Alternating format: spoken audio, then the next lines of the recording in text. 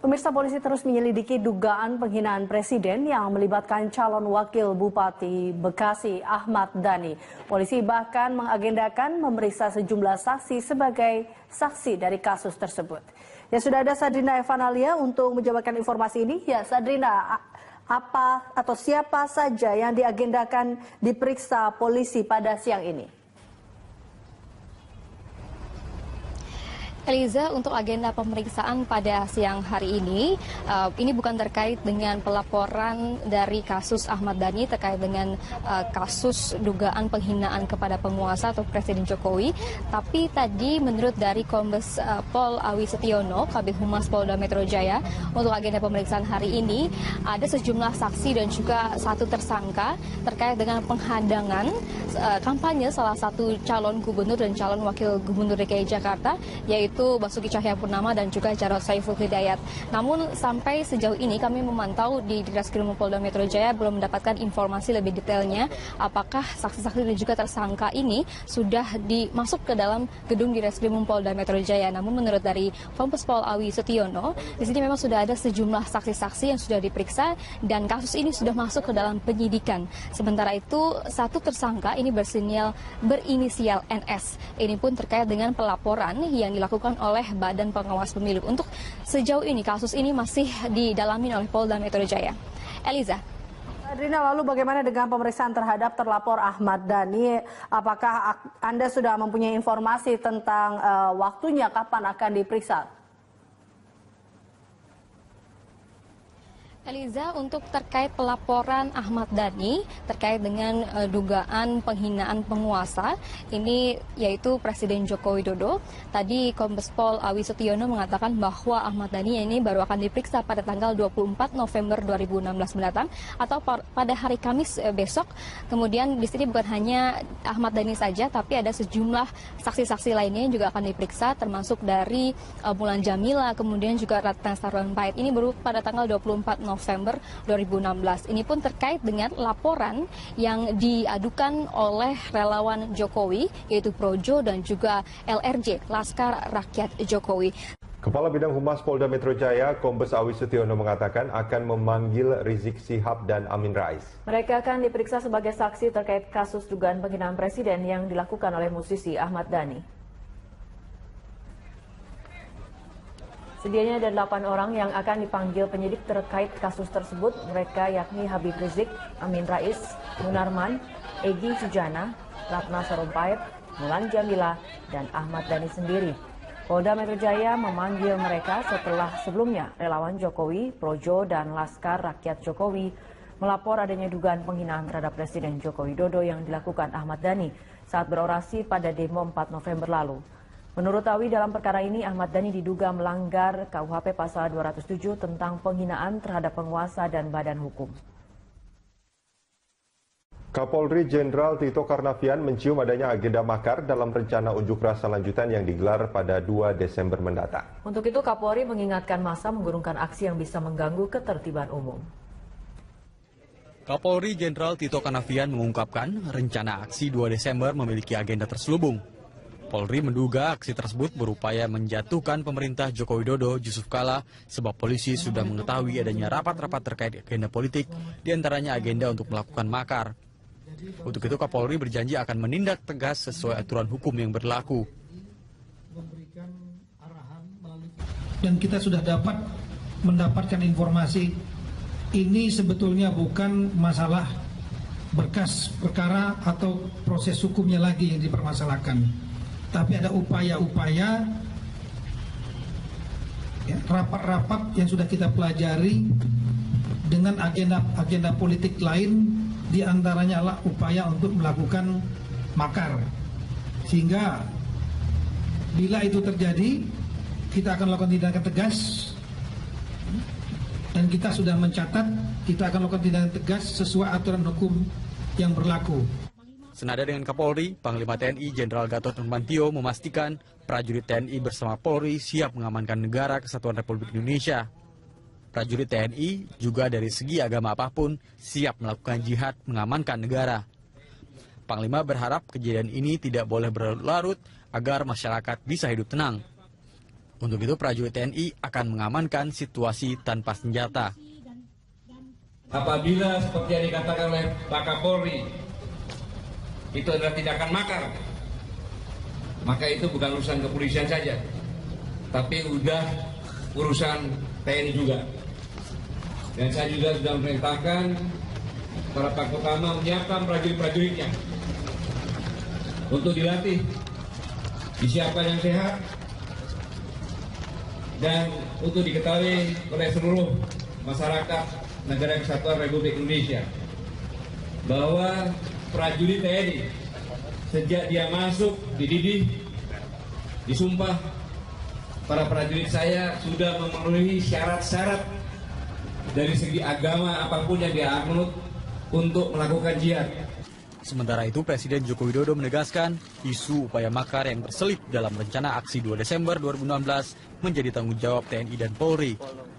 Presiden menyerahkan sepenuhnya kewaspadaan dan penanganannya kepada aparat keamanan. Ya, itu tugasnya Polri dan tugasnya TNI untuk waspada. Yang membahayakan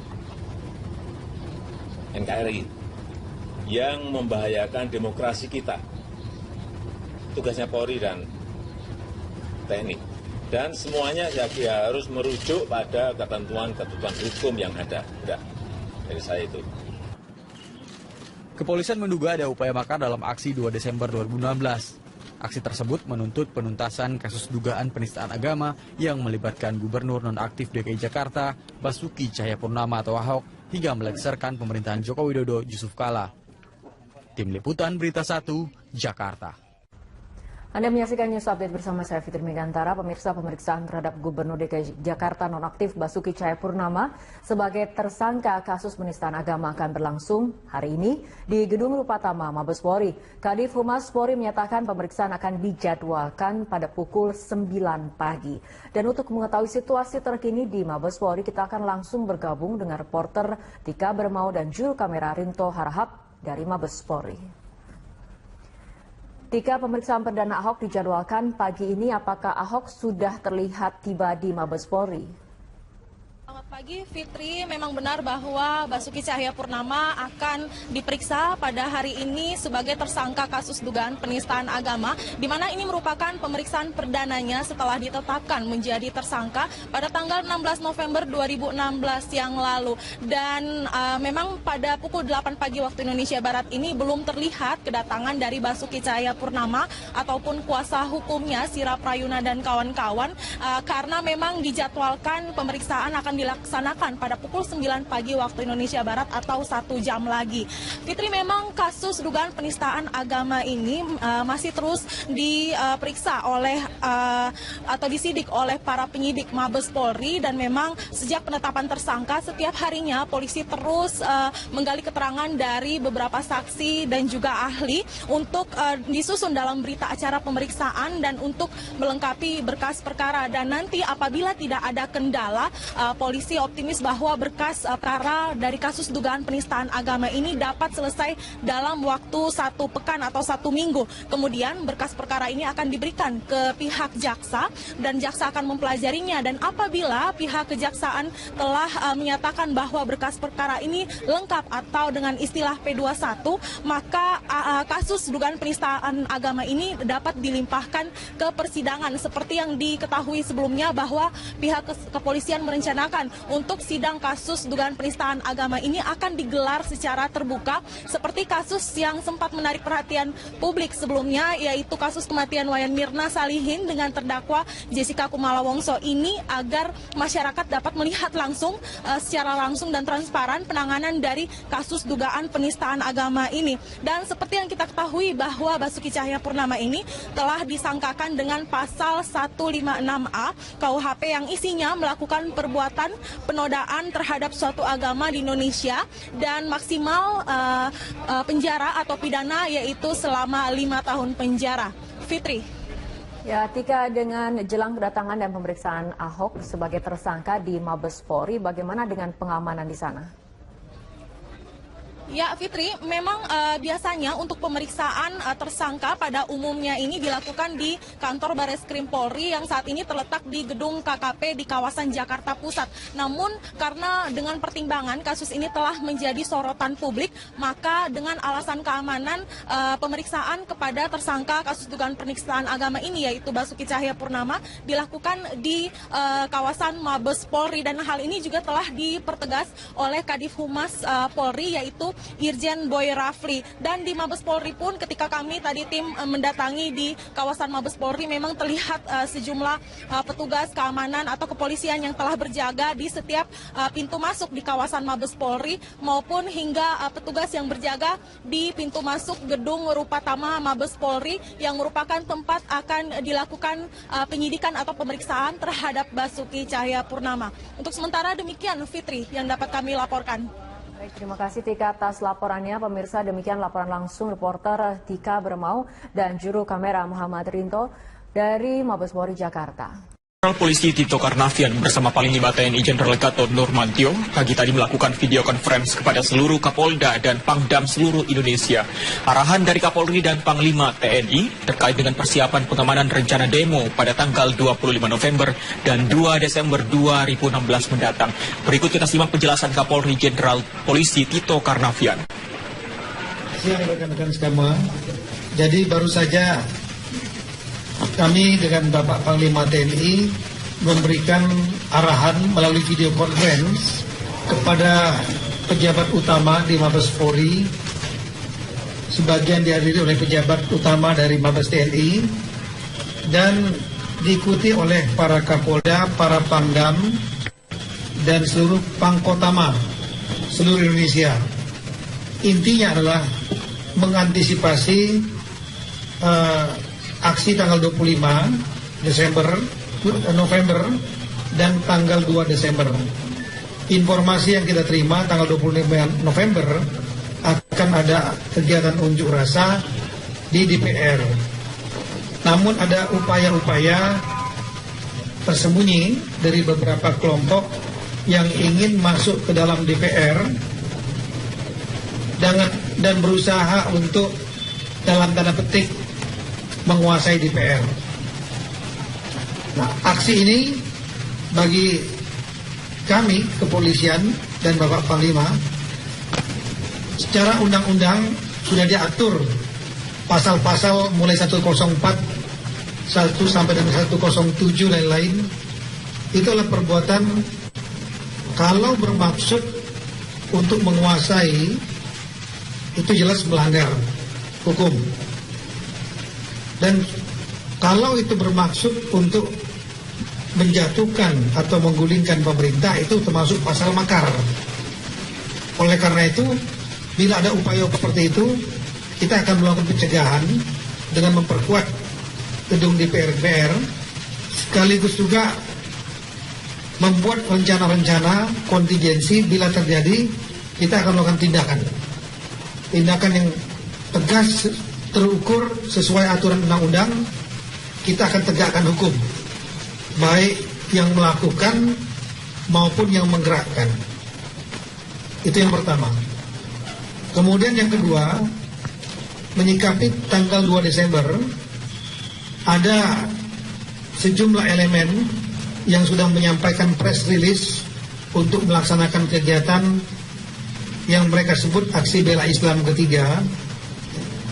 Dan itu dalam bentuk gelar sajadah, sholat Jumat di Jalan Tamrin dan Sudirman serta Bundaran HI. Kita sampaikan di sini bahwa kegiatan tersebut sesuai aturan Undang-Undang Nomor 9 Tahun 98, penyampaian pendapat di muka umum itu merupakan hak konstitusi dari warga, namun tidak bersifat absolut. Ada 4 batasan dalam undang-undang itu yang tidak boleh. Yang pertama, tidak boleh mengganggu hak asasi orang lain, termasuk pemakai jalan. Kalau di jalan protokol itu tidak boleh kalau mereka terganggu. Yang kedua, tidak boleh mengganggu ketertiban umum. Sangat jelas bahwa itu jalan protokol. Kalau itu diblok, otomatis akan mengganggu warga yang menggunakan jalan itu. ibu-ibu yang mau melahirkan, mau berangkat ke RSCM bisa terganggu, yang sakit bisa terganggu, yang mau bekerja juga bisa terganggu, sopir taksi, angkutan lain-lain bisa terganggu. Di samping itu juga akan dapat memacetkan Jakarta karena dia jalan protokol. Hari Jumat lagi. Itu mengganggu ketertiban publik dalam penilaian kami kepolisian. Oleh karena itu, maka kami tentu akan melarang kegiatan itu. Melarang, kalau dilaksanakan akan kita bubarkan. Kalau